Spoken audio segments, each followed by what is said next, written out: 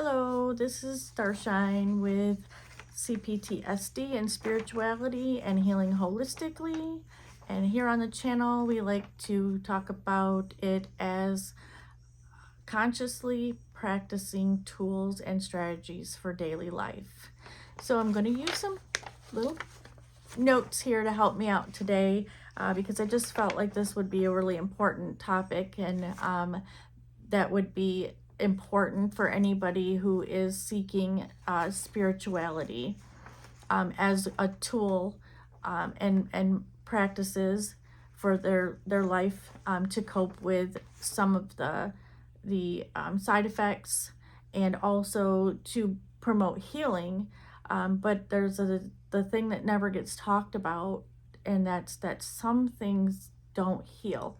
And that's why we have coping mechanisms, and hopefully the coping mechanisms that will help us to still be our best selves despite the traumas that have caused lifelong struggles and challenges. So I'm going to do a little bit of reading today because it's just a little bit easier for me because it is so sensitive for me to come on here. I've taken a couple days off, so I'm just kind of not like in the mode, but it is very challenging to be this vulnerable and talk about personal experiences because them ultimately a lot of these conversations bring up triggers, and perhaps a lot of it is getting healed that way by them coming up.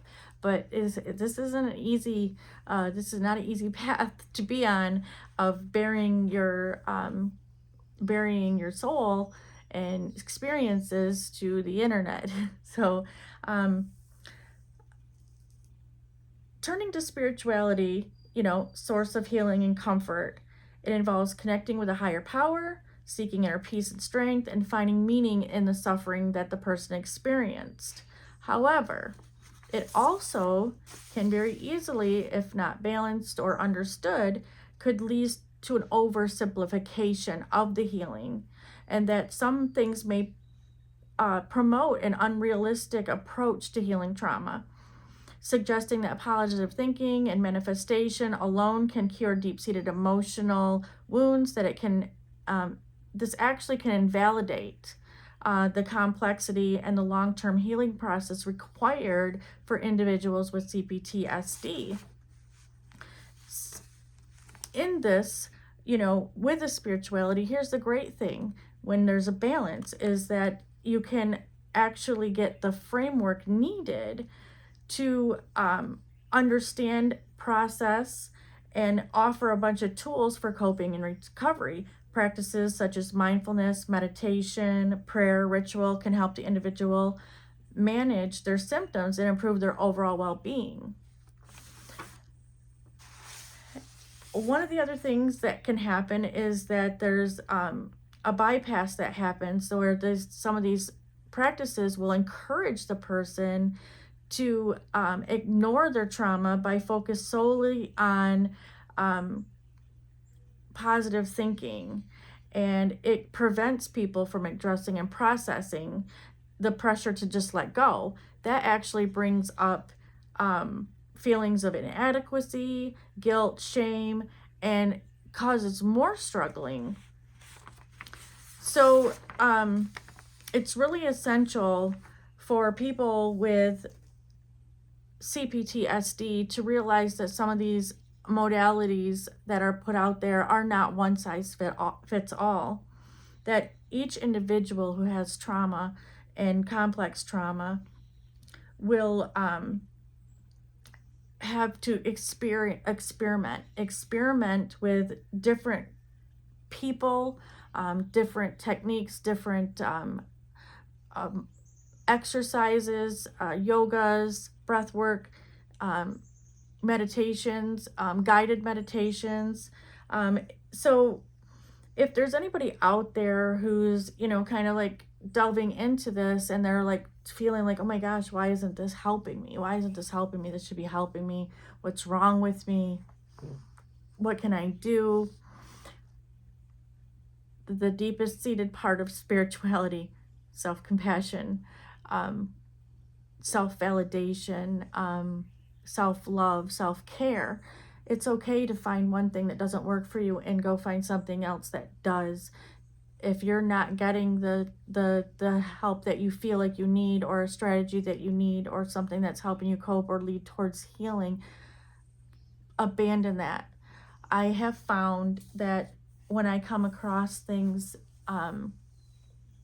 most of the time I can watch somebody else's and then actually mold it or shape it, or pray over it, and I will get a new insight of how to change it to work for an individual like me with CPTSD.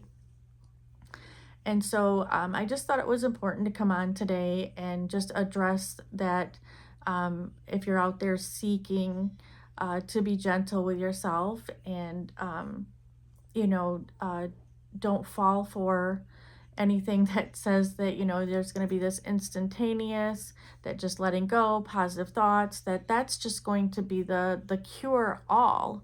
Because all feelings that come up around any trauma, the only way to heal is to feel.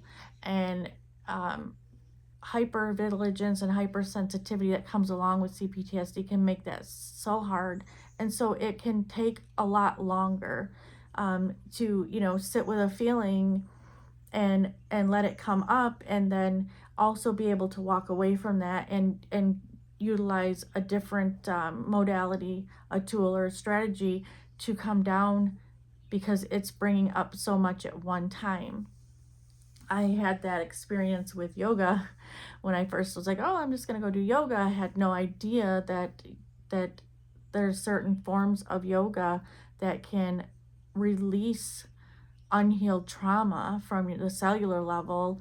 And then here you find yourself in the middle of a yoga session or something, or, you know, it can actually happen anywhere, but my experience was in yoga, and I didn't know why I was feeling the way I was feeling, and then fear, and then crying, and then embarrassment, and all that came forth.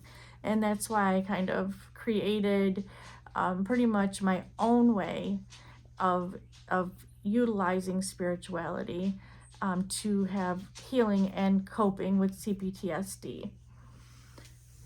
So I just feel better that I have addressed that, because I remember what it felt like when I first began, even when I started feeling like I wanted to talk to people I know, friends, family, and new people that came into my life that I was trying to have relationships with, and, you know, they were not able to, like, support me as I wanted to talk about things, and they were like, oh, you just gotta let this go. And it's like, you know, I felt terrible, because I just felt so alone, that there wasn't anybody out there that could really get that it's not that simple. That's oversimplifying somebody's experience. If you know anybody, or